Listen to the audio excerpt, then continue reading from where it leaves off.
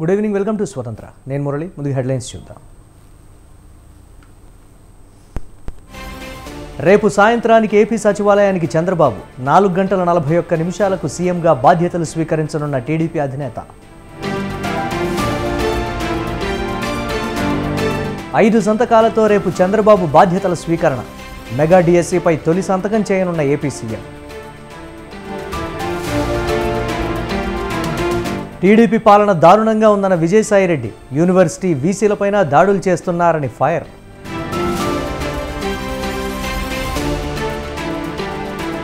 ఒడిశా సీఎంగా మోహన్ మాంఝీ ప్రమాణ స్వీకారం. హాజరైన ప్రధాని మోదీ, నవీన్ పట్నాయక్.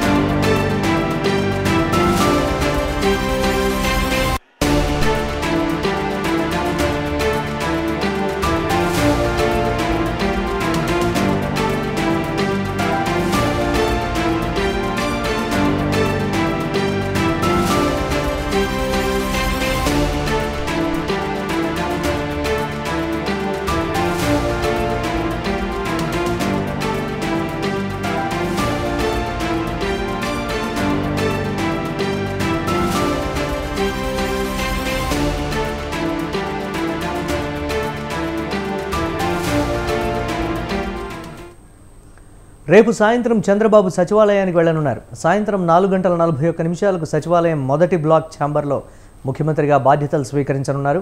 మొదటి సంతకం మెగా డిఎస్సీపై చేయనున్నారు. ల్యాండ్ టైటిలింగ్ యాక్ట్పై రెండో సంతకం, పెన్షన్లను 4,000 రూపాయలకు పెంచుతూ మూడో సంతకం చేయనున్నారు.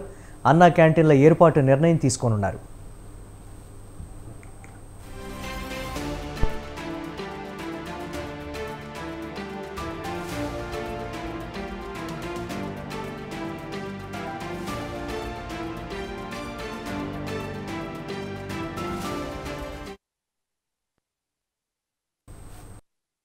సాయంత్రం చంద్రబాబు సచివాలయానికి వెళ్లనున్నారు. సాయంత్రం 4 గంటల 41 నిమిషాలకు సచివాలయం మొదటి బ్లాక్ ఛాంబర్లో ముఖ్యమంత్రిగా బాధ్యతలు స్వీకరించనున్నారు.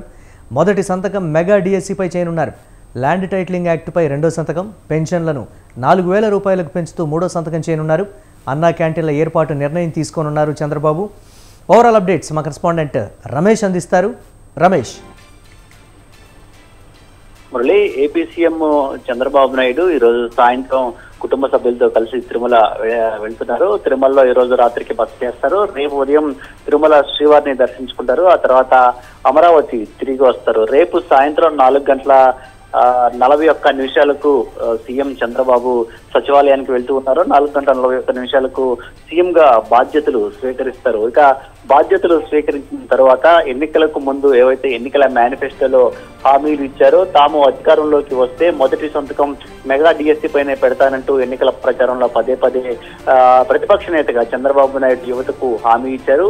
ఈ నేపథ్యంలో ఇప్పుడు ముఖ్యమంత్రిగా పదవీ బాధ్యతలు చేపడుతున్న నేపథ్యంలో ఆయన మెగా డిఎస్సీ పైన తొలి సంతకం చేసే అవకాశం ఉన్నట్టు తెలుస్తుంది. ఇక గత ప్రభుత్వ హయాంలో వచ్చినటువంటి ల్యాండ్ టైటిలింగ్ యాక్ట్ ఏదైతే ఉంది, ఈ ల్యాండ్ టైటిలింగ్ యాక్ట్ వల్ల రైతులకు తీవ్ర అన్యాయం జరుగుతుంది. రాష్ట్రంలో ఉన్నటువంటి భూములను దోచుకునేందుకే అప్పటి ప్రభుత్వం ల్యాండ్ టైటిలింగ్ యాక్ట్ ని తీసుకొచ్చిందంటూ కూడా ఎన్నికల ప్రచారంలో చంద్రబాబు విమర్శలు చేశారు. తాము అధికారంలోకి వస్తే ల్యాండ్ టైటిలింగ్ యాక్ట్ రద్దుకు సంబంధించి రెండో సంతకం చేస్తానని కూడా చెప్పారు. ఇప్పుడు ముఖ్యమంత్రిగా పదవీ బాధ్యతలు చేపట్టినటువంటి నేపథ్యంలో ఆయన ల్యాండ్ టైటిలింగ్ యాక్ట్ రద్దు పైన రేపు రెండో సంతకం చేస్తారు. ఇక ఎన్నికలకు ముందు తాము అధికారంలోకి వస్తే వృద్ధులకు 4,000 రూపాయల పెన్షన్ ఇస్తామని ఒక స్పష్టమైన హామీని కూడా ఎన్నికల మేనిఫెస్టోలో ఇవ్వడం జరిగింది.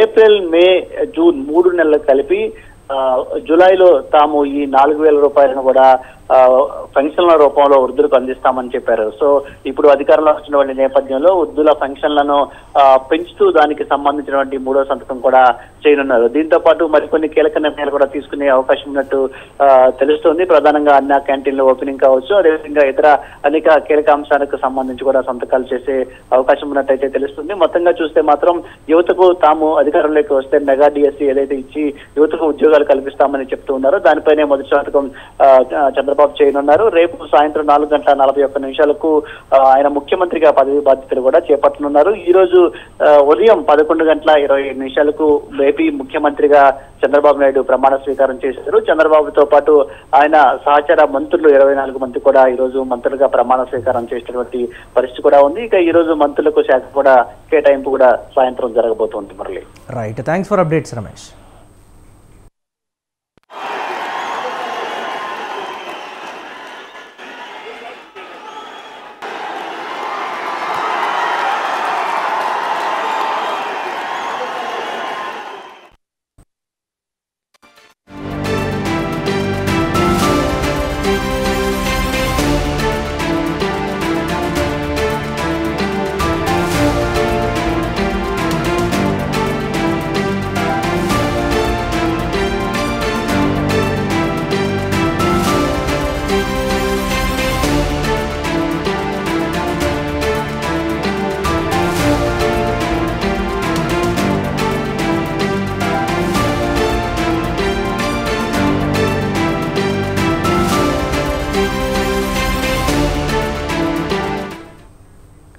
ఆంధ్రప్రదేశ్ ముఖ్యమంత్రి చంద్రబాబు నాయుడుకి ముఖ్య కార్యదర్శిగా సీనియర్ ఐఏఎస్ అధికారి ముద్దాడ రవిచంద్ర నియమితులయ్యారు. రవిచంద్ర సీఎం ముఖ్య కార్యదర్శిగా నియమిస్తూ ప్రభుత్వ ప్రధాన కార్యదర్శి నీరబ్ కుమార్ ప్రసాద్ ఉత్తర్వులు జారీ చేశారు. వెంటనే బాధ్యతలు తీసుకోవాలని రవిచంద్రకు ప్రభుత్వం ఆదేశాలు జారీ చేసింది.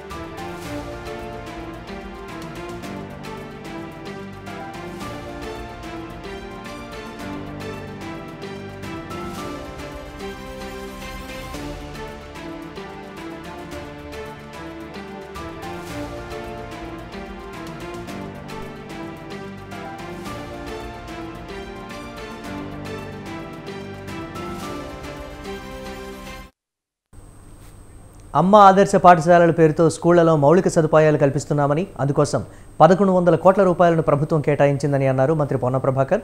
పాఠశాలల రీఓపెన్ సందర్భంగా గోషామహల్లో నిర్వహించిన బడిబాట కార్యక్రమంలో పాల్గొన్న ఆయన గత 10 ఏళ్లుగా ప్రభుత్వ స్కూళ్ల అభివృద్ధికి నోచుకోలేదని బీఆర్ఎస్ సర్కార్పై విమర్శలు గుప్పించారు.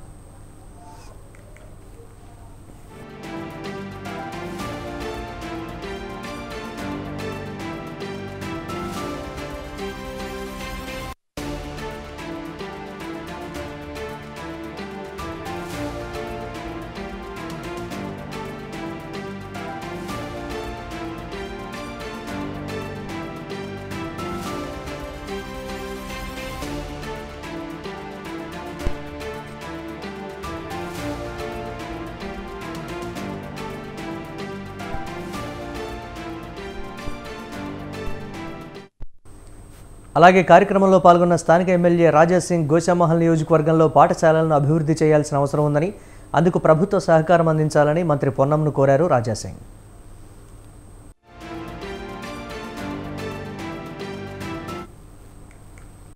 నుంచి యావత్ తెలంగాణలో స్కూల్ ప్రారంభమవుతుంది. గవర్నమెంట్ స్కూల్ అంటే చాలా వరకు జనాలు ఏ విధంగా ఆలోచన చేసేదంటే గవర్నమెంట్ స్కూల్ పేదోని స్కూల్ ఆ విధంగా ఒక ఆలోచన ఉండేది. కానీ ఆలియా గవర్నమెంట్ స్కూల్ వస్తే ప్రైవేట్ కైనా చాలా బ్యూటిఫుల్ స్కూల్ అని ఒక మంచి పేరు వస్తుంది. మా మినిస్టర్ గారికి ఒక్కటే ఒక రిక్వెస్ట్, మీ గురించి అందరికీ తెలుసు, మీరు పబ్లిక్ లీడర్ అని. జనాలలో ఏం భావన ఉంది, వాళ్ళు ఏం అనుకుంటున్నారు అర్థం చేసే వ్యక్తి మీరు. మేము కూడా మా నియోజకవర్గంలో ఎన్ని స్కూళ్ళని ఆలియా స్కూల్ లాగా ప్రతి ఒక్క స్కూల్ డెవలప్ చేయాలని ఒక మా మనసులో ఉంది. కానీ వితౌట్ గవర్నమెంట్ సపోర్ట్ ఏం చేయలేము. మేము పోతాం, స్కూల్ పోతాం, అక్కడ ఉన్న ప్రాబ్లం రాసుకుంటాం, లెటర్ పరంగా కలెక్టర్ గారికి ఇస్తాం. అది పెండింగ్ గతంలో అయ్యేది. కానీ ఇప్పుడు కొత్త గవర్నమెంట్, కొత్త తెలంగాణ వచ్చిన తర్వాత కొత్త గవర్నమెంట్ ఎన్ని ఇబ్బందులు ఉన్నాయి అది కూడా మాకు తెలుసు.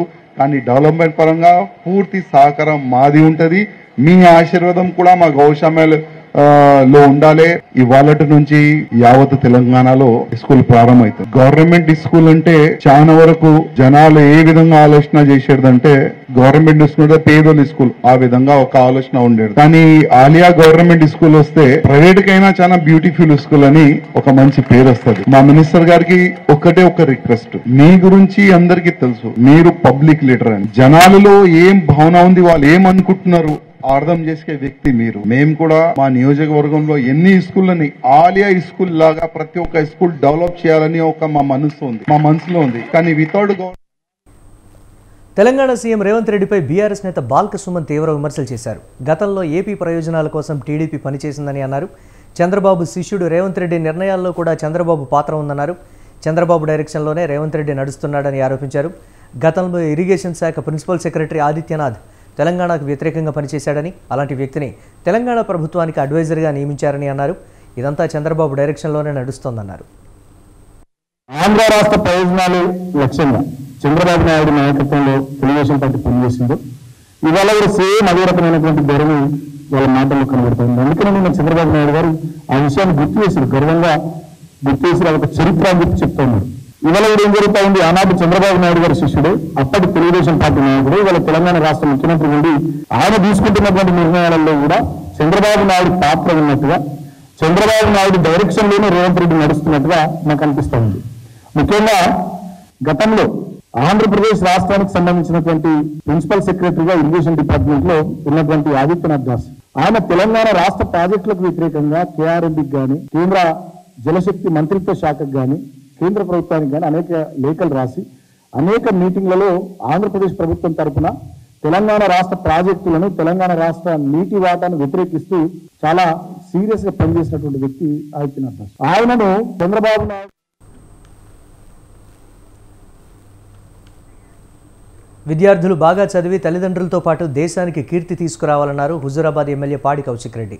ప్రభుత్వ పాఠశాలల్లో చదువుకొని ఎంతోమంది గొప్ప నాయకులతో పాటు మంచి వృత్తిలో కొనసాగుతున్నారన్నారు.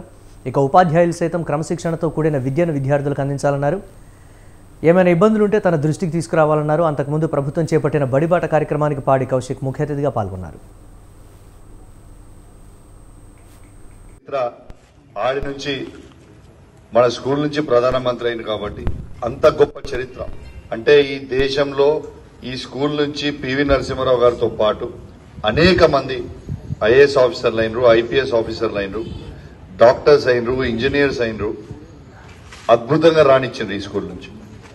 నేను ఒకటే కోరుతాను, ఈ స్కూల్లో ఉన్న టీచర్స్ కి, హెడ్ మాస్టర్ కి అందరికీ కూడా నా అభినందనలు తెలియజేస్తా ఉన్నాను. పోయినసారి మీరు 93% రిజల్ట్స్ తెచ్చినందుకు మీ అందరికీ కూడా పేరు పేరున నా ప్రత్యేక ధన్యవాదాలు తెలియజేస్తా ఉన్నాను.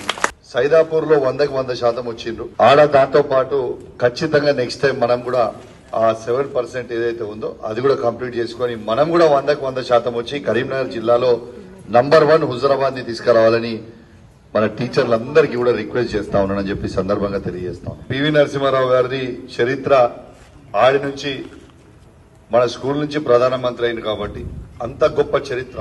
అంటే ఈ దేశంలో ఈ స్కూల్ నుంచి సింగరేణి డిపెండెంట్ల 6 ఏళ్ల నిరీక్షణకు తెరపడింది. కారుణ్య నియామకాల వయో పరిమితిని 35 నుంచి 40 ఏళ్లకు పెంచుతూ సింగరేణి యాజమాన్యం ఉత్తర్వులు జారీ చేసింది.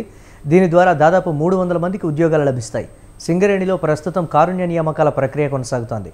అభ్యర్థుల గరిష్ట వయో పరిమితి ఇప్పటివరకు 35 సంవత్సరాలు. కరోనా, విజిలెన్స్ ఇన్వెస్టిగేషన్, మెడికల్ బోర్డులో తప్పులు, ఇతర కారణాల వల్ల చాలామంది వారసుల వయస్సు 35 సంవత్సరాలు దాటింది.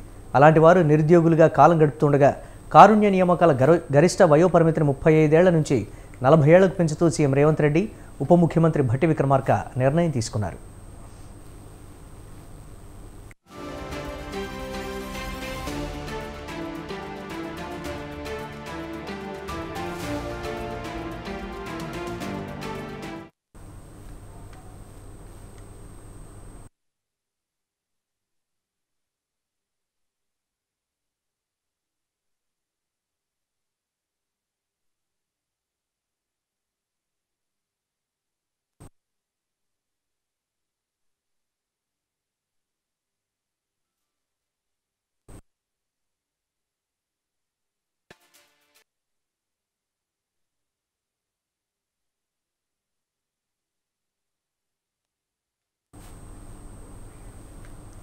తెలంగాణలో సమగ్ర కులగణన వెంటనే ప్రారంభించాలని జాతీయ బీసీ సంక్షేమ సంఘం అధ్యక్షులు శ్రీనివాస్ గౌడ్ డిమాండ్ చేశారు.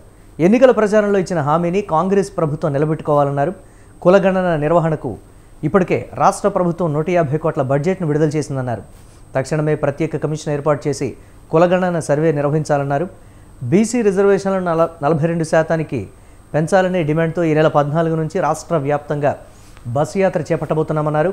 ప్రభుత్వం మీద ఒత్తిడి పెంచి బీసీలకు న్యాయం జరిగే వరకు పోరాటం చేస్తామన్నారు శ్రీనివాస్ గౌడ్.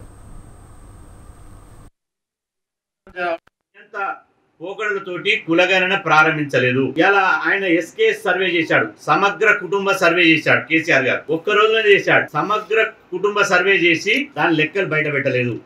10 సంవత్సరాలు ముఖ్యమంత్రి పీఠం మీద కూర్చున్నాడు దొర. ముఖ్యమంత్రి పీఠం మీద కూర్చున్నటువంటి కేసీఆర్ గారు ఒక్క రోజు కూడా సమగ్ర కుటుంబ సర్వే వివరాలు బయట పెట్టలేదు. బయట పెట్టకపోని మేము న్యాయస్థానంలో కేసులు వేస్తే స్థానిక సంస్థల ఎన్నికలు వచ్చినప్పుడు న్యాయస్థానాలు అడిగాయి. బీసీ రిజర్వేషన్ 34% నుంచి మేము 18% తగ్గిస్తున్నాం. ఈ 34% యథావిధ అమలు కావాలంటే మీ దగ్గర లెక్కలు ఉన్నాయి, తీసుకురండి అన్నారు కేసీఆర్.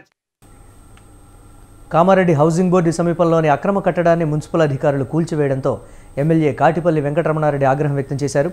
కేవలం ఒకే అక్రమ కట్టడాన్ని కూల్చివేయడంపై ఫైర్ అయ్యారు. నోటీసులు ఇచ్చినవి ఇంకా చాలా ఉన్నాయని, వాటిని ఎందుకు కూల్చడం లేదని నిలదీశారు. పైగా కట్టడాల కూల్చివేతపై తన పేరును ప్రతిపాదించడంపై తీవ్రంగా మండిపడ్డారు. కామారెడ్డిలో ఇప్పటికే అందరితో సమావేశమై చర్చించామన్నారు.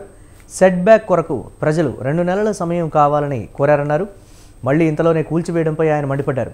ప్రభుత్వ సలహాదారులు షబీర్ అలీకి ఫోన్ చేసి తెలుసుకున్నారు. తను కూడా ఆదేశించలేదని చెప్పడంతో ఎవరు చెప్తే కూల్చారని అధికారులను ప్రశ్నించారు. పట్టణ అభివృద్ధి కోసం ఒక పద్ధతి ప్రకారం వెళదామనుకుంటే కావాలని ప్రజలను ఇబ్బందులకు గురి చేస్తున్నారని మండిపడ్డారు.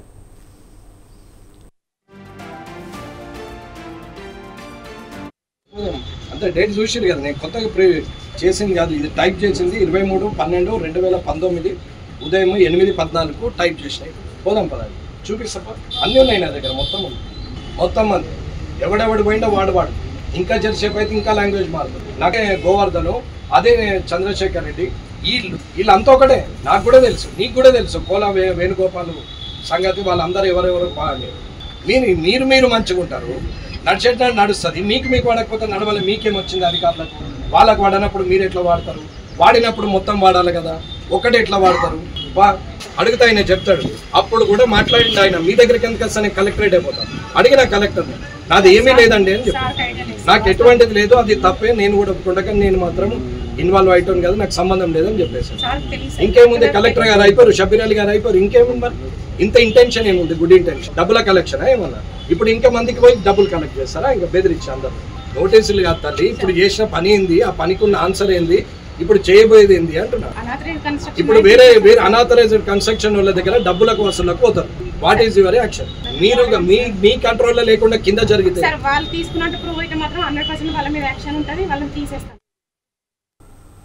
జనగామ జిల్లా చిల్పూర్ మండల కేంద్రంలోని వెంకటేశ్వర స్వామి వారిని వరంగల్ ఎంపీ కావ్య, ఎమ్మెల్యే కడియం శ్రీహరి దర్శించుకున్నారు. ఎంపీగా గెలుపొందాక మొదటిసారి ఆలయానికి వచ్చి స్వామివారిని దర్శించుకోవడం సంతోషంగా ఉందన్నారు. ప్రజా సమస్యల పరిష్కారం కోసం కృషి చేస్తానన్నారు కావ్య.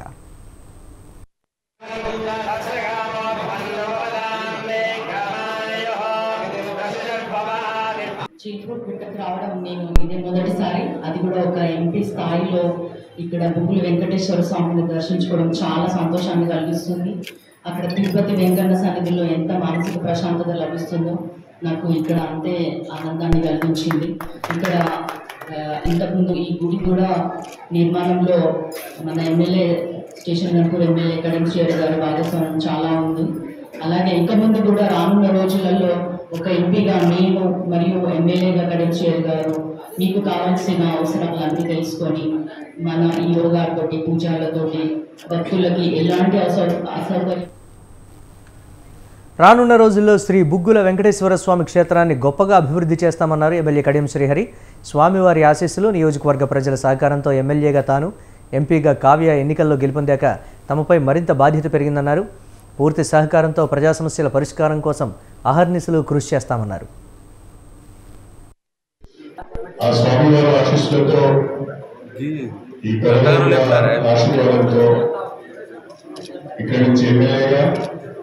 అదేవిధంగా డాక్టర్ కడియం కావ్య గారి ఎంపీగా ఎన్నుకోవడం జరిగింది. మా బాధ్యత పెరిగింది. స్వామివారి శుభాశీస్సులతో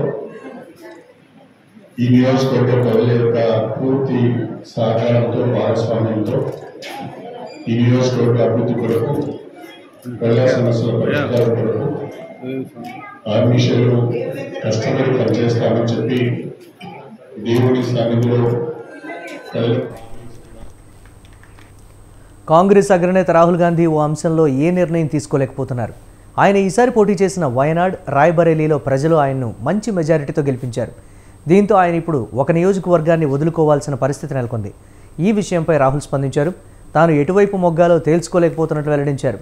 ఏ నిర్ణయం తీసుకున్నా 2 నియోజకవర్గాలు సంతోషంగా అంగీకరిస్తాయన్నారు. కేరళలోని మలప్పురంలో జరిగిన ర్యాలీలో మాట్లాడుతూ నేను ఓ విషయంలో ఎటు తేల్చుకోలేకపోతున్నానని అన్నారు. నా నిర్ణయంతో 2 నియోజకవర్గాలు హ్యాపీగా ఉండాలని కోరుకుంటున్నానని అన్నారు Rahul. Morning, you are going to give Bombay airport to Adani. Okay, now you gave Bombay, now you give Lucknow. Good, now I have a dilemma in front of me. The question is, will I be member of parliament of Wayanad or will I be member of parliament of Raebareli? Unfortunately, like the Prime Minister, I am not guided by God. I am a human being. Modi ji has a strange Paramatma. His Paramatma makes him take all the decisions in favor of Adani and Ambani. Paramatma tells him, Narendra Modi ji, this morning you are going to give Bombay airport to Adani. Okay, now you gave Bombay, now you give Lucknow. Good, now you have given 7 airports, now you give power plants. Okay, good, now you've done power plants, now to help Adani with defense, you do Agniveer. But unfortunately, I do not have this luxury because I'm... ప్రధాని మోదీ పైన విమర్శలు చేశారు రాహుల్ గాంధీ. దేశంలో విమానాశ్రయాలు, నౌకాశ్రయాలు అదానికి అప్పగించాలని దేవుడు ఆదేశించారా అని ఎద్దేవా చేశారు. ఎన్నికల ఫలితాల తర్వాత ప్రధాని మోదీ తన వైఖరిని మార్చుకోవాల్సిందేనని అన్నారు.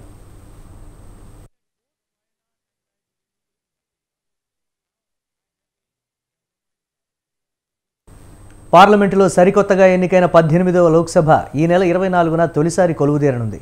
ఈ విషయాన్ని పార్లమెంటు వ్యవహారాల శాఖ మంత్రి కిరణ్ రిజిజు ఎక్స్లో ప్రకటించారు. ఈ సందర్భంగా నూతన సభ్యులతో ప్రమాణ స్వీకారోత్సవం నిర్వహించనున్నట్లు చెప్పారు. జూలై 3వ తేదీ వరకు జరగనున్న సమావేశాల్లో స్పీకర్ ఎన్నిక, రాష్ట్రపతి ప్రసంగం, ఇతర కీలక అంశాలపై చర్చలు జరుగుతాయన్నారు. రాజ్యసభ 264వ సెషన్ కూడా 24వ తేదీనే ప్రారంభం కానున్నట్లు వివరించారు.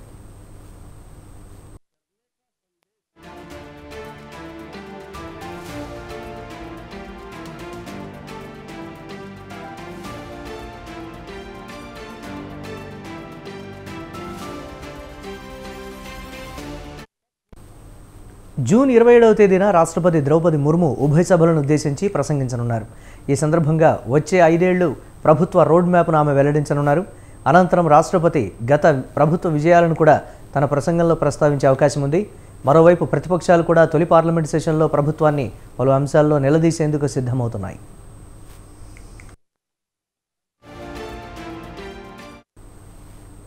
రెండు 2024 ఎన్నికల్లో బీజేపీ ఈసారి 240 సీట్లలో విజయం సాధించింది. దీంతో మిత్రపక్షాలపై జేడీయూ, టీడీపీతో కలిసి ఎన్డీఏ సర్కార్ను ఏర్పాటు చేసింది. ఇటీవలే ప్రధానిగా నరేంద్ర మోదీ, ఆయన మంత్రివర్గ సభ్యులు ప్రమాణ స్వీకారం చేశారు. मैं आज के दिन में सिर्फ इतना ही कहना चाहता हूं कि देश का जनादेश, मैंडेट ऑफ द पीपल, देश के जनता ने जो निर्देश दिया है उस निर्देश का पालन करना है. जिसको सरकार में बैठ करके काम करने का संदेश और निर्देश जनता ने दिया है उसको सरकार अच्छी तरह से चलाना है. जिसको विपक्ष की भूमिका निभाने के लिए निर्देश दिया है उसको सकारात्मक विपक्ष का भूमिका निभाना है. चाहे पक्ष हो विपक्ष हो, सबका योगदान चाहिए पार्लियामेंट चलाने के लिए. पार्लियामेंट में हर एक मेंबर का रोल है. छोटे छोटे पार्टी भले ही एक सांसद एक ही. దేశ రాజధాని ఢిల్లీ నీటి సంక్షోభంపై సుప్రీంకోర్టు కీలక వ్యాఖ్యలు చేసింది. ఆప్ సర్కార్ తీరు పట్ల అసహనం వ్యక్తం చేసింది. ట్యాంకర్ మాఫియా రెచ్చిపోతుంటే ఏం చేస్తున్నారు, ఎలాంటి చర్యలు తీసుకున్నారంటూ ప్రభుత్వాన్ని నిలదీసింది. ట్యాంకర్ మాఫియాను అరికట్టడం చేత కాకపోతే పోలీసులను రంగంలోకి దించుతామని హెచ్చరించింది. కోర్టు సాక్షిగా తప్పుడు స్టేట్మెంట్లు ఎందుకు ఇస్తున్నారు, హిమాచల్ ప్రదేశ్ నుంచి ఢిల్లీకి నీళ్లు వస్తూ ఉంటే వాటిని ఏం చేస్తున్నారు, వాటర్ ట్యాంకర్ మాఫియా దండుకుంటూ ఉంటే ఎందుకు అరికట్టలేకపోతున్నారంటూ మందలించింది. ప్రజలు నీటి కోసం ట్యాంకర్లపై ఆధారపడిన దృశ్యాలను సోషల్ మీడియా ద్వారా చూస్తున్నామని తెలిపిన ధర్మాసనం వేసవిలో నీటి ఎద్దడి పదే పదే ఎదురవుతూ ఉంటే వృధాను అరికట్టడానికి ఎలాంటి చర్యలు తీసుకున్నారని ప్రశ్నించింది.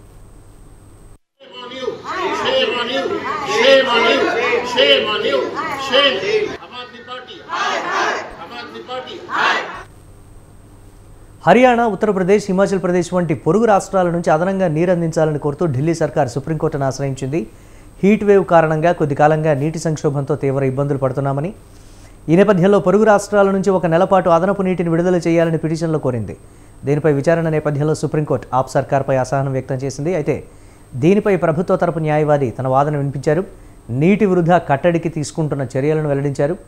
వాటిపై ఒక అఫిడవిట్ దాఖలు చేస్తామని చెప్పడంతో ఆ దిశగా వెంటనే నివేదికను సమర్పించాలని కోర్టు ఆదేశించింది. తప్పుడు ప్రకటనలు చేస్తున్నారంటూ ఈ సందర్భంగా హిమాచల్ ప్రభుత్వాన్ని కూడా మందలించింది. అలాగే విచారణను గురువారానికి వాయిదా వేసింది.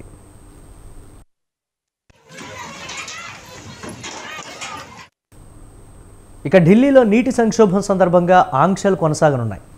నిర్మాణ ప్రదేశాల్లో నీటి వినియోగం, వాహనాలను కడగడం వంటి వాటిపై నిషేధం విధించింది. నీటిని వృధా చేసిన వారికి 2000 రూపాయల జరిమానా విధిస్తామని హెచ్చరించింది.